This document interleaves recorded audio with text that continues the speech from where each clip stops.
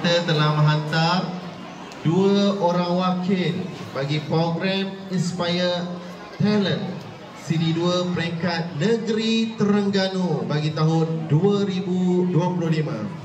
Okay. Acara ini telah berlangsung pada 27 hingga 28 Ogos 2025. Dengan ini, saya mempersilakan murid yang terlibat iaitu Nur Nadirah Anisal binti Rusuk dan juga Nur Farisha Shakila binti Zubarin.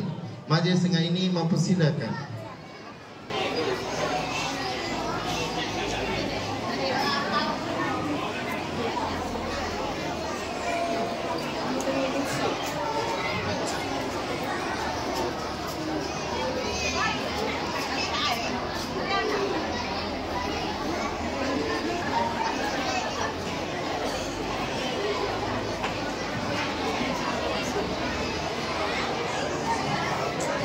Ardini ada Ardini Nazifa. Main ke depan sekejap. Orang murid PPKI.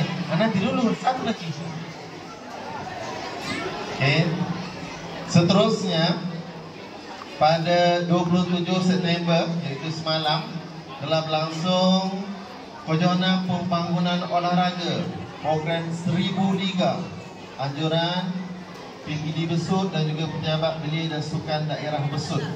Sekolah kita telah menghantar 11 peserta dan alhamdulillah seorang peserta telah mendapat pingat emas.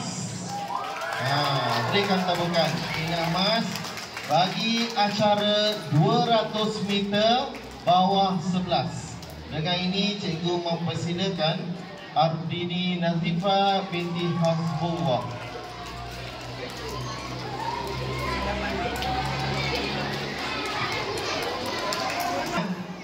Sijil dan juga duit wang tunai sebanyak RM25 daripada pihak PPD.